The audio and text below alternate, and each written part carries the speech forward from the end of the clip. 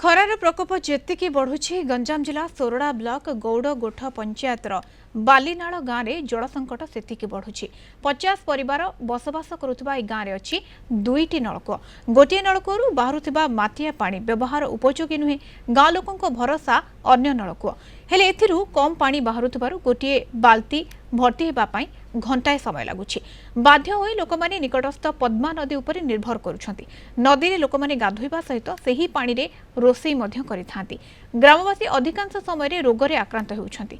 पानी समस्या संपर्क रे गाँ लोके बहु बार प्रशासन दृष्टि आकर्षण करिछंती, मात्र सुफल मिलु नथिबारु भाग्य को आदरी नदी पानी व्यवहार करुछंती।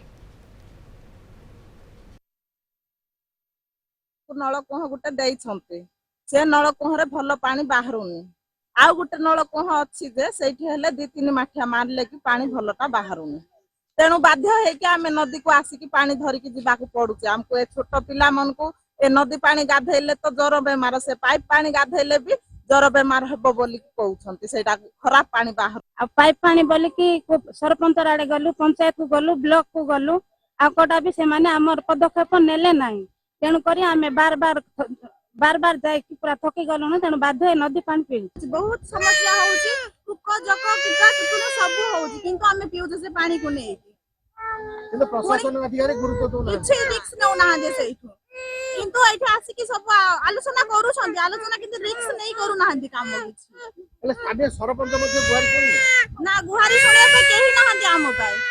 दीर्घ 1/2 किलोमीटर बाट नदीर पानी रे से माने व्यवहार करछंती, जा फल कि नदी पानी पीवा द्वारा से मानकर विभिन्न प्रकार रोग रे आक्रांत होछंती।